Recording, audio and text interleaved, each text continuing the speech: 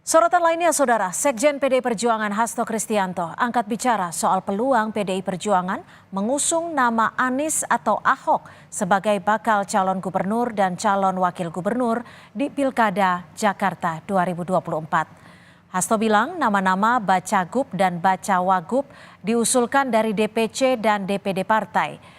Dan nama-nama tersebut baru masuk proses penjaringan di tingkat provinsi sehingga Hasto belum bisa menyebut siapa nama-nama yang sedang diusulkan ranting PDI Perjuangan.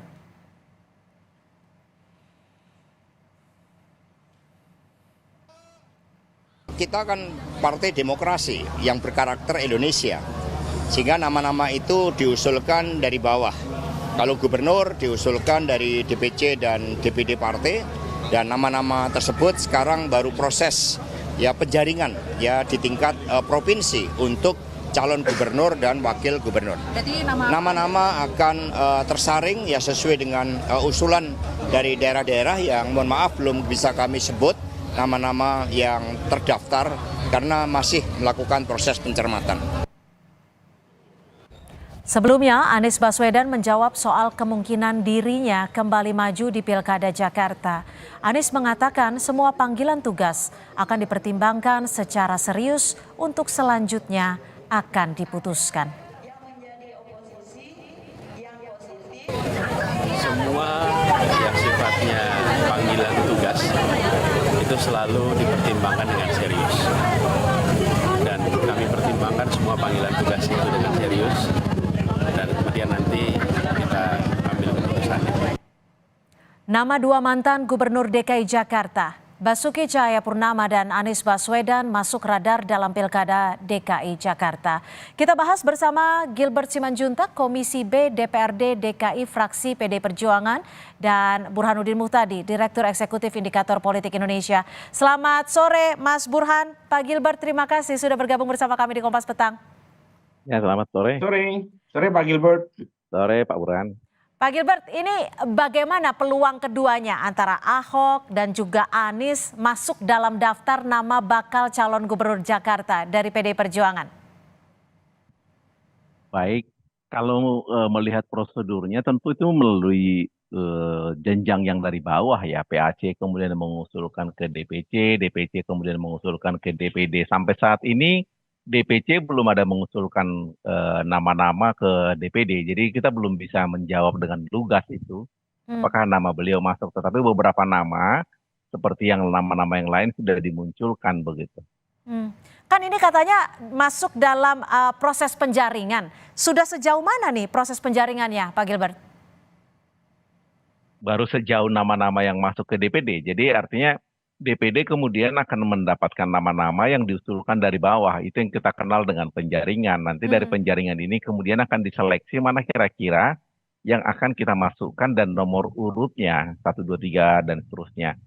Tentu itu kan membutuhkan waktu juga begitu. Lalu kemudian yang memutuskan siapa yang akhirnya terpilih adalah DPP. Bisa saja DPP kemudian memilih bukan dari nama yang disodorkan oleh DPD karena memang wewenang ada di DPD untuk memutuskan hal tersebut. Mas Burhan, kalau melihat adanya radar nama Ahok, nama Anies yang akan maju di Pilkada Jakarta, menurut Anda seperti apa nih? Ya, menurut saya ini menunjukkan sekali lagi betapa cairnya konstelasi elektoral jelang 2024 di DKI Jakarta. Dan kalau misalnya ide menggabungkan dua nama besar yang pernah bersilang posisi di Pilkada 2017 berarti menarik nih. Jadi ada upaya untuk kalau misalnya jadi ya keduanya berpasangan, terlepas siapa yang jadi capres siapa yang jadi cawapres, Gubernur tapi lepas dari atau wakil gubernur? Gubernur atau wakil gubernur, terlepas daripada itu ya, itu berarti ada nuansa untuk di 2024 di DKI Jakarta semacam pertama adalah upaya untuk mengulang kembali nuansa pilpres di tingkat pilkada.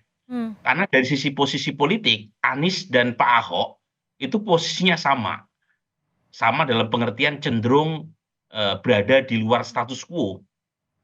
Jadi ada kesan kalau dua nama ini bisa bergandengan, keduanya bersatu melupakan masa lalu untuk menantang status quo.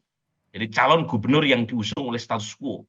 Karena Pak Ahok kita tahu dari PD Perjuangan, Mas Anies capres dari 01, kalau keduanya bersatu, berarti menunggu siapa calon gubernur yang diusung oleh mereka yang sekarang berada di dalam kekuasaan. Kita belum bicara soal siapa nanti gubernurnya atau siapa nanti wakil gubernurnya, tapi kita tahu bahwa nama keduanya ini muncul nih, sama-sama mantan gubernur Jakarta. Pak Gilbert, kalau PDIP sendiri melihat kinerja baik itu dari Pak Ahok ataupun Pak Anies itu seperti apa sih? Layak tidak untuk maju lagi di Pilkada Jakarta? Saya tentu punya catatan tersendiri mengenai mereka ya.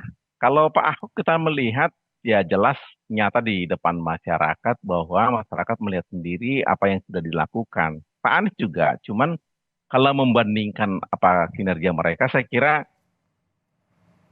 saat ini saya agak susah untuk memberikan pernyataan karena dalam kondisi ini saya tidak tahu kemudian kemana nih ya arahnya ke pencalonan ini. Tentu kita juga mesti agak sedikit menanti arah angin ya.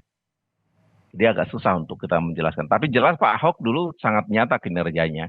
Dan kita melihat bagaimana kemudian perbaikan yang ada di Jakarta sangat bermakna perubahannya. Dan masyarakat merasakan sendiri kinerjanya 70% dan ya mungkin masalah yang kemudian menghadang ya itu membuat kemudian tidak terpilih. Tetapi tingkat kepuasan dan kemudian masyarakat begitu menyukai beliau dalam hal kinerja. Saya kira kita mesti akui lah. Artinya nama Ahok cukup kuat ya untuk maju lagi di Pilkada diusung PDIP? Itu lain hal. Tadi pertanyaannya kan apakah ada kinerjanya, jelas ada. Tapi kalau soal nama Ahok cukup kuat, itu kan keputusan politik. Tentu membutuhkan masukan dari bawah, kemudian pertimbangan di tingkat DPP, kemudian kita juga melihat elektabilitasnya begitu. Karena tidak mungkin kita membawa nama yang kemudian buat kita juga kemudian tidak memberikan sesuatu kemenangan begitu. Penting itu kan namanya juga kontestasi kan, tentu menuju kemenangan. Cuma bagaimana menang dengan kemudian kita membangun masyarakat, bukan hanya menang hanya ingin berkuasa. Kalau menang ingin berkuasa, ya anak saya pun kalau misalnya saya jadi gubernur, mungkin saya keluarkan APBD buat anak saya begitu, biar jadi gubernur begitu. Oke, kalau tadi Anda menyebut bahwa kinerja Ahok saat menjabat sebagai gubernur Jakarta cukup terlihat. Kalau kinerja Anies sendiri, Anda melihatnya bagaimana? Saya punya catatan tersendiri lagi mengenai beliau ini. Cuma Silakan. dalam hal sekarang ini, saya tidak bisa terlalu terbuka untuk mengatakan itu. Karena dalam posisi ini kan ini bisa berubah suatu saat. Apakah kemudian akan terjadi nama-nama ini digadang-gadang masuk atau tidak begitu. Ini kan masih wacana masyarakat. Tentu wacana masyarakat agak susah kita kemudian untuk mengatakan ini akan layak, ini tidak layak. Tetapi kalau mau melihat data selengkapnya, sebenarnya saya punya data lengkapnya, cuman itu juga ada di media sebenarnya kalau mau dicari. Oke, lalu apakah sosok Anies Baswedan ini sebenarnya bisa merepresentasikan dari semangat PDI Perjuangan untuk bisa bisa dikatakan melalui jalur Jakarta, tapi pembahasannya kami hadirkan usai jeda. Tetap bersama kami di Kompas Petang. Terima kasih Anda masih bersama kami di Kompas Petang. Saya langsung ke Pak Gilbert. Pak Gilbert, kalau dari PDI Perjuangan sendiri, sosok Anies ini bisa merepresentasikan semangat politik dari PDIP tidak sih? Karena kan kita tahu sebelum-sebelumnya ini Anies banyak begitu mengkritik pemerintahan. Tentu kita harus objektif melihatnya ya. Satu, Pak Anies tidak pernah bekerja ataupun juga bergerak melalui PDI Perjuangan. Tidak pernah menjadi kader, tidak pernah berkeringat begitu. Dan yang saya tahu beliau pernah melamar dulu melalui Demokrat waktu konvensi presiden, kemudian kemarin masuk. Tapi kalau semangatnya sendiri bisa merepresentasikan PDI Perjuangan tidak? Semangatnya beliau yang mana yang dimaksudkan ini, Mbak? Semangat perubahan, semangat mengkritik untuk pemerintah. PDI Perjuangan tidak di dalam semangat perubahan mengkritik begitu, kita tidak. Semangat kita adalah semangat kebangsaan, semangat nasionalisme yang tinggi, semangat kesatuan, ideologi Pancasila. Selama ada di dalam koridor itu, kita bisa menyatakan itu semangat PDI Perjuangan. Tetapi kalau tidak ada di dalam semangat kebersamaan, tidak melihat kebersamaan dalam arti sebuah nation sebagai bangsa, itu tidak dalam posisi semangatnya PDI Perjuangan begitu. PDI Perjuangan tidak pernah melihat kemenangan menjadi sebuah target, tetapi kemudian membuat perbaikan di masyarakat karena memang negara ini dibangun untuk kepentingan masyarakat banyak begitu. Jadi masalah menang tidaknya itu memang kita akui bahwa itu sebuah target, tetapi kemudian tidak menang juga bukan berarti kita kemudian menjadi tidak ada, tetap eksis kok dari Hmm. dulu. Jadi semangat itu yang mungkin kita punya begitu. Mhm. Bahwa kemudian waktu Bu Mega kalah, Bu Mega juga tidak melamar menjadi gubernur begitu kan. Jadi ini semangat yang kemudian kita punya. Oke, kalau dari akar rumput sendiri bagaimana melihat nama Anies dan Ahok ini, Pak Gilbert? Kalau dari akar rumput yang muncul nama-nama baru nama-nama Bu Risma, Bu Sri Mulyani, Pak Andika, Pak Basuki Hadi Mulyono, Pak Adi Wijaya, Ketua DPD. Nama-nama itu yang muncul. Jadi kalau dikatakan akar rumput itu mempunyai permintaan begitu, ya itu yang kita sampaikan begitu. Sampai sejauh ini ya itu yang masuk. Tetapi kemudian apakah ini yang kemudian akan disodorkan oleh DPD? DPD masih akan melakukan seleksi yang kita sebut tahap penyaringan ya dari sesudah tahap penjaringan ini. Jadi kita betul-betul menyerahkan semua ini dari bawah dulu. Tentu DPD juga memiliki pertimbangan juga begitu. Selain berasal dari akar rumput, DPD juga melihat calon yang tidak dilirik oleh anggota-anggota atau akar rumput kita begitu. Kan akar rumput melihat tentu dengan kacamatanya, tentu bisa beda kacamata yang mereka lihat dengan kacamata yang dimiliki oleh DPD begitu. Oke, Mas Burhan, kalau menduetkan antara keduanya ini mungkin tidak sih? Jadi, Kita tentu bicara dalam kemungkinan-kemungkinan saja ya. ya dalam politik kan apapun serba Betul. mungkin, tapi pertanyaannya seberapa besar kemungkinan itu terjadi. Nah, dari penjelasan Pak Gilbert maupun dari respon akar rumput PD Perjuangan, tidak mudah menduetkan Anies dengan Ahok. Jangan-jangan bukan duet, tapi duel. Seperti yang terjadi sebelum ini. Karena bagaimanapun lane-nya Anies itu beda dengan garis ideologis PD Perjuangan. Jadi semangatnya berbeda dan itu pula yang membuat ya 2017 itu melahirkan kompetisi elektoral yang panas. Tetapi secara politik karena keduanya sekarang berada pada posisi yang kurang lebih sama, yaitu berada di luar status quo secara politik ya. Anies kita tahu menjadi salah satu pengkritik utama pemerintahan Jokowi. Ya. Tentu saja Pak Jokowi atau Pak Prabowo punya calon yang digadang-gadang untuk maju di Pilkada DKI Jakarta nanti. Dan pada saat yang sama Pak Ahok setidaknya meskipun belum mendapatkan tiket dari PD Perjuangan, tetapi semangatnya belakangan kan sangat kritis ya. Beliau mengkritik kebijakan Pemprov DKI di bawah Pak Heru terkait dengan penonaktifan NIK. Jadi ada titik temu di situ. Tetapi apakah itu dengan serta-merta mempermudah atau mempermulus keduanya untuk berduet? Ya belum tentu juga. Terlalu jauh ya perbedaan antara kedua tokoh ini. Jangan-jangan kalau digabungkan justru yang terjadi kimiawinya, senyawanya negatif. Basis PD Perjuangan menolak karena ada Anies. Ya. Sementara basis Islamis juga menolak karena ada Ahok. Jadi ahli-ahli menambah suara tapi malah menurunkan. Ini kan sangat dipertimbangkan oleh elit PD Perjuangan. Oke, jadi masih cukup masih cukup sulit menurut perspektif Anda ya. Kalau menurut saya ini Cynthia, Gimana? wacana diet Anies dengan Ahok atau Ahok dengan Anies ini wacana yang indah di atas kertas ya, wacana media.